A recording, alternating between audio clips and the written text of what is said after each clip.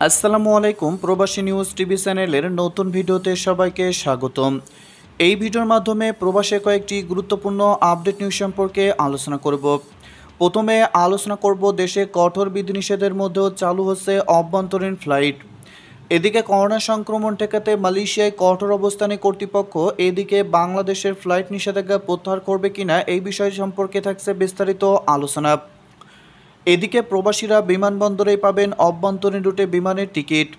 এরপর আলোচনা করব বাংলাদেশ সহ 3 দেশে ফ্লাইট স্থগিত করল এমিরেটস এয়ারলাইন্স। এদিকে সার্ভার জটিলতা কাটিয়ে প্রবাসীদের টিকা নিবন্ধন শুরু, কোন কোন টিকা কোথায় কোথায় দেওয়া হচ্ছে এই বিষয় সম্পর্কে বিস্তারিত আলোচনা থাকছে। প্রথমে আলোচনা করব দেশে কঠোর বিধিনিষেধের মধ্যেও চালু হচ্ছে অভ্যন্তরীণ ফ্লাইট। করোনা ভাইরাসের বিস্তার রোধে দেশে কঠোর বিধিনিষেধের মধ্যে চলছে সর্বাত্মক লকডাউন, যার কারণে বন্ধ রয়েছে দেশের সকল গণপরিবহন, বন্ধ রয়েছে অভ্যন্তরীণ ফ্লাইট চলাচলও। তবে শুধু বিদেশগামী ও বিদেশ ফেরত যাত্রীদের জন্য অভ্যন্তরীণ ফ্লাইট চালু করতে যাচ্ছে বিমান বাংলাদেশ এবং ইউএস বাংলা এয়ারলাইন্স। গতকাল শনিবার 3 জুলাই এয়ারলাইন্স দুটি পৃথক বিজ্ঞপ্তিতে এই তথ্য জানায়।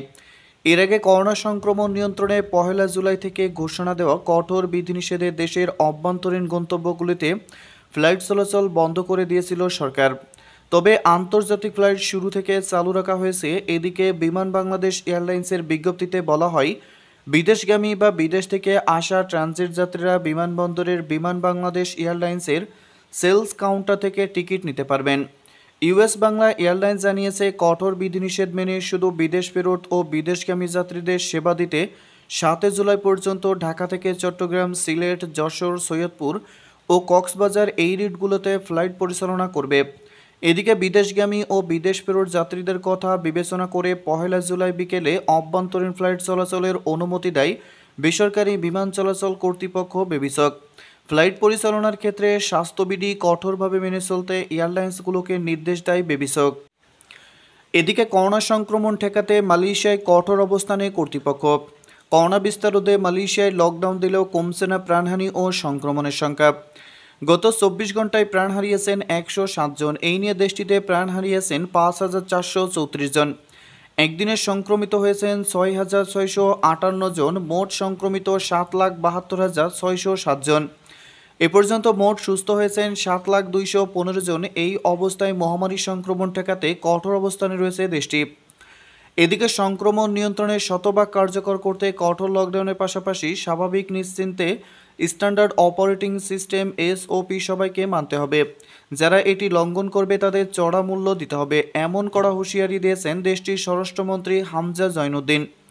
এছাড়া লকডাউনে যেসব প্রতিষ্ঠান খোলার অনুমতি দেওয়া হয়েছে সেসব প্রতিষ্ঠানগুলো মন্ত্রণালয়ের অনুমতিপত্রের অপব্যবহার করছে কিনা তা যাচাই করছে সংশ্লিষ্ট বিভাগ। একই সঙ্গে দেশ জুড়ে করোনার ঝুঁকিপূর্ণ অঞ্চলগুলোতে অস্থায়ী রোড ব্লকও স্থাপন করা হয়েছে। এক প্রশ্নের জবাবে স্বরাষ্ট্রমন্ত্রী বলেন, বর্তমানে মালয়েশিয়ায় যে সকল দেশ থেকে ফ্লাইট নিষেধাজ্ঞা রয়েছে সেটা অব্যাহত থাকবে। পরবর্তী সিদ্ধান্ত অনুযায়ী জানানো হবে যে ফ্লাইট নিষেধাজ্ঞা প্রত্যাহার করা যাবে কিনা। তাই বর্তমানে বাংলাদেশের সাথে যেহেতু এখনও ফ্লাইট নিষেধাজ্ঞা দিয়েছে মালয়েশিয়া সরকার, তাই যতক্ষণ না পর্যন্ত পরবর্তী নির্দেশনা জারি করছে ততক্ষণ পর্যন্ত মালয়েশিয়ায় ফ্লাইট নিষেধাজ্ঞা প্রত্যাহার করা হবে না। এদিকে প্রবাসীরা বিমানবন্দরেই পাবেন অভ্যন্তরীণ রুটের বিমানের টিকিট। বিদেশগামী বা বিদেশ থেকে আসা ট্রানজিট যাত্রীদের মধ্যে যাদের অভ্যন্তরীণ রুটের টিকিট নেই তারা বিমানবন্দরের বিমান বাংলাদেশ এয়ারলাইন্সের সেলস কাউন্টার থেকে টিকিট সংগ্রহ করে অভ্যন্তরীণ রুটে ভ্রমণ করতে পারবেন। শনিবার বিমান বাংলাদেশ এয়ারলাইন্সের উপমহাব্যবস্থাপক জনসংযোগ তাহেরা খন্দকার স্বাক্ষরিত এক সংবাদ বিজ্ঞপ্তিতে এই তথ্য জানানো হয়। বিস্তারিত তথ্যের জন্য বিমানের কল সেন্টার 0199099799 নম্বরে যোগাযোগ করার জন্য বিজ্ঞপ্তিতে বলা হয়েছে। তাই যে সকল প্রবাসী ভাই ও বোনেরা বর্তমানে বাংলাদেশে আসার জন্য টিকিট কেটেছেন তারা যদি ওই সকল দেশ থেকে প্রবাসীদের জন্য যদি অভ্যন্তরীণ রুটের ফ্লাইটের টিকিট কেটে না পারেন তাহলে দেশে আসার পরেই আপনারা বিমানবন্দর থেকেই অভ্যন্তরীণ রুটের ফ্লাইটের টিকিট কিন্তু কাটতে পারবেন। এদিকে বাংলাদেশ সহ 3 দেশে ফ্লাইট স্থগিত করল এমিরেটস এয়ারলাইন্স। বাংলাদেশ, পাকিস্তান ও শ্রীলঙ্কায় যাত্রীবাহী বিমান চলাচল স্থগিত করেছে বিমান সংস্থা এমিরেটস এয়ারলাইন্স। আগামী 15 জুলাই পর্যন্ত এই সব দেশ থেকে কোনো যাত্রী নেবে না বলে দুবাই ভিত্তিক এয়ারলাইন্সটি তাদের ওয়েবসাইটে জানিয়েছে। এমিরেটস এয়ারলাইন্স জানিয়েছে, গত 14 দিনে বাংলাদেশ, পাকিস্তান ও শ্রীলঙ্কা হয়ে যারা সংযুক্ত আরব আমিরাতে যাওয়ার জন্য সংযুক্ত হয়েছেন তাদেরকে প্রবেশের অনুমতি দেওয়া হবে না। শুধুমাত্র সংযুক্ত আরব আমিরাতের নাগরিক, আমিরাতের গোল্ডেন ভিসাধারী ব্যক্তি এবং কূটনৈতিক মিশনের সদস্যগণ যারা করোনার সাম্প্রতিক বিধিনিষেধ মেনে চলেছেন তাদের প্রবেশের অনুমতি দেওয়া হবে। গালফ নিউজ জানায়, এর আগে 15 জুলাই পর্যন্ত ভারতে যাত্রীবাহী সব ফ্লাইট স্থগিতের ঘোষণা দেয় এমিরেটস। এর একদিন পরই নতুন করে এই ঘোষণা দিল তারা।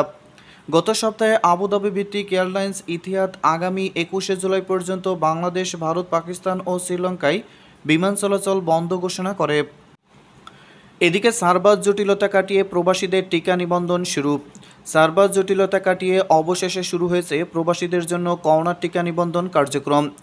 এতে বর্তমানে অগ্রাধিকার পাচ্ছেন কুয়েত ও সৌদি প্রবাসীরা। কাজটি শুরু হওয়ায় প্রবাসীদের মধ্যে স্বস্তি বিরাজ করছে।